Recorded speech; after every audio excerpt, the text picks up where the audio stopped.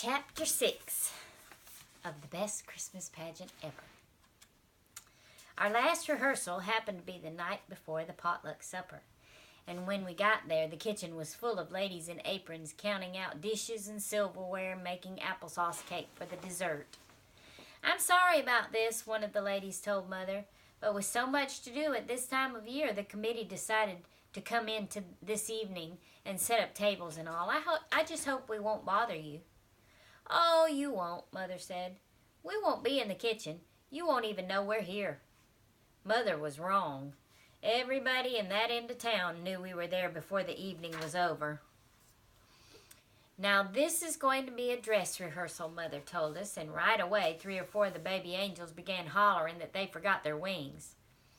Half of the angel choir had forgotten their robes, and Hobie Carmichael said he didn't have any kind of costume.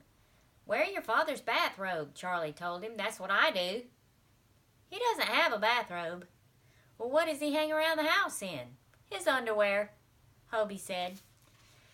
I looked at Alice to see if she was going to write down that on her pad of paper, but Alice was standing all by herself in a corner, patting her hair. Her hair was all washed and curled, and her robe was cleaned and pressed. She even had put Vaseline on her eyelids so they would shine in the candlelight, and everyone say, "Who is that lovely girl in the angel choir? Why isn't she Mary?" I guess Alice was afraid to move for fear she might spoil herself. "Don't worry about your wings," Mother said. "The main point of dress rehearsal isn't the costumes. The main point is to go right straight through without stopping. And that's what we're going to do, just as if we were doing it for the whole congregation. I'm going to be in the back of the church, and I'll be the audience." But it didn't work that way. The baby angels came in at the wrong place and had to go back out again, and a whole gang of shepherds didn't come in at all for fear of Gladys. Imogene couldn't find the baby Jesus doll and had wrapped up a great big memorial flower urn in the blanket and then dropped it on Ralph's foot. And half of the angel choir sang "Away in a Manger," and the other half sang "O Little Town of Bethlehem." So we had to start over a lot. "I've got the baby here," Imogene barked at the wise men. "Don't touch him. I named him Jesus." "No, no, no." Mother came flying up the aisle. "Now, Imogene, you know you're not supposed to say anything. Nobody says anything in our pageant except the angel of the Lord and the choir singing carols. Mary and Joseph and the wise men make a lovely picture for us to look at while we think about the Christmas story and what it means." I guess Mother had to say things like that, though everybody knew it was a big lie. The Herdmans didn't look anything like anything out of the Bible, more like trick-or-treat. Imogene even had on great big gold earrings, and she wouldn't take them off. "Now, Imogene," Mother said, "you know Mary didn't wear earrings." "I have to wear these," Imogene said. "Why is that?" "I got my ears pierced, and if I don't keep something in them, they'll grow together." "Well, they won't grow together in an hour and a half," Mother said. "No, but I better leave them in." Imogene pulled on her earrings, which made you shudder. It was like looking at the pictures in National Geographic of natives with their ears stretched all the way to their shoulders. "What did the doctor say about leaving something in them?" Mother said. "What doctor?" "Well, who pierced your ears?" "Gladys," Imogene said. That really made you shudder, the thought of Gladys Herdman piercing ears. I thought she probably used an ice pick, and for the next 6 months I kept watching Imogene to see if her ears turned black and fell off. "All right," Mother said, "but we'll try to get something smaller and more appropriate for you to wear in the pageant. Now we'll start again and go right straight through and—" "I think I ought to tell them what his name is," Imogene said. "No, besides, you remember it wasn't Mary who named the baby." "I told you," Ralph whacked Imogene. "I named him." "Joseph didn't name the baby either," Mother said. "God sent an angel to tell Mary what his name should be." Imogene sniffed. "I would have named him Bill." Alice Wendelkin sucked in her breath, and I could hear her scratching down on her pad of paper that Imogene Herdman would have called the baby Bill instead of Jesus. What angel was that? Ralph wanted to know. Was that Gladys? No, Mother said. Gladys is the angel who comes to the shepherds with the news. Yeah, Gladys said. Unto you a child is born, she yelled at the shepherds. Unto me, Imogene yelled back at her. Not them, me. I'm the one that had the baby. No, no, no. Mother sat down on a front pew. That just means that Jesus belongs to everyone. Unto all of us a child is born.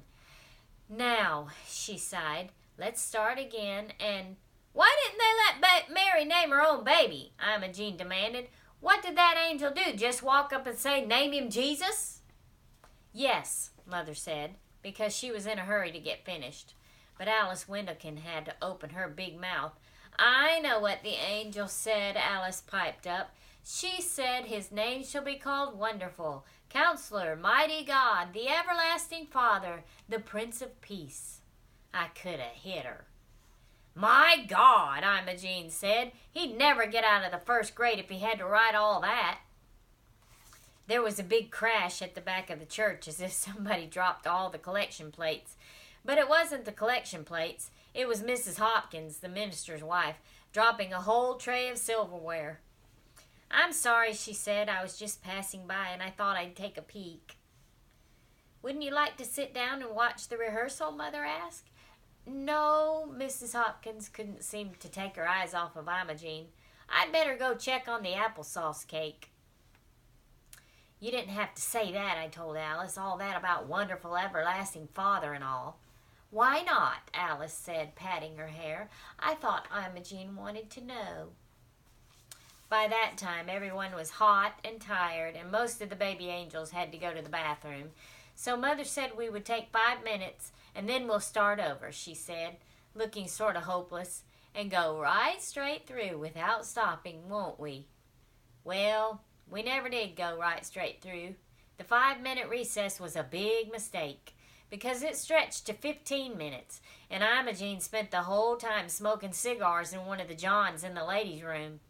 Then Mrs. Homer McCarthy went to the ladies' room and opened the door and smelled something funny and saw some smoke, and she ran to the church office and called the fire department. We were singing Angels We Have Heard on High when what we heard was the fire engine pulling up on the lawn of the church. With the siren blaring and the red lights flashing, the firemen hurried in and made us all go outside, and they dragged a big hose in the front door and went looking for a fire to put out. The street was full of baby angels crying, and shepherds climbing all over the fire truck, and firemen and all the ladies on the potluck committee, and neighbors who had come to see what was going on, and Reverend Hopkins, who ran over from the parsonage in his pajamas and his woolly bathrobe. Nobody knew what had happened, including the herdmans. I guess they figured that whatever it was, they had done it, so they peeled out.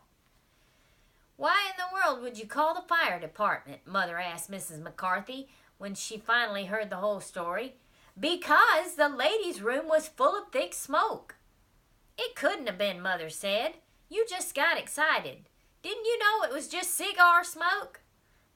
Mrs. McCarthy stared at her. No, I didn't know. I didn't expect to find cigar smoke in the ladies' room of the church. She whirled around and marched back to the kitchen. By that time, the kitchen was fuller of smoke than the ladies' room, because while everybody was milling around in the street, all the applesauce cake burned up. Of course, the ladies on the potluck supper committee were mad about that. Mrs. McCarthy was mad, and Alice said her mother would be good and mad when she heard about it. Most of the baby angels' mothers were mad because they couldn't find out what happened, and somebody said Mrs. Hopkins was mad because Reverend Hopkins was running around the streets in his pajamas. It turned out to be the one big sinful thing that Alice kept hoping for. Mrs. Wendlekin read Alice's notes, got on the telephone in that very night, and called up everybody she could think of in the Ladies' Aid and the Women's Society. And she called most of the Flower Committee and all the Sunday school teachers and Reverend Hopkins. And Reverend Hopkins came to see Mother. I can't make head or tail of it, he said. Some people say they set fire to the ladies' room. Some people say they set fire to the kitchen. One old lady told me that Imogene threw a flower pot at Ralph. Mrs. Wendelkin says all they do is talk about sex and underwear. That was Hobie Carmichael, Mother said, talking about underwear, and they didn't set fire to anything. The only fire was in the kitchen, where the potluck committee let their applesauce cake burn up. Well, Reverend Hopkins looked unhappy. The whole church is in an uproar. Do you think we should call off the pageant? Certainly not, Mother said. By that time she was mad too. Why, it's going to be the best Christmas pageant we ever had. Of all the lies she'd told so far, that was the biggest. But you had to admire her. It was like General Custer saying, "Bring on the Indians." Maybe so, Reverend Hopkins said. I'm just afraid that no one will come to see it. But he was wrong. Everybody came to see what the Herdmans would do. Now, tomorrow is Chapter 7, the last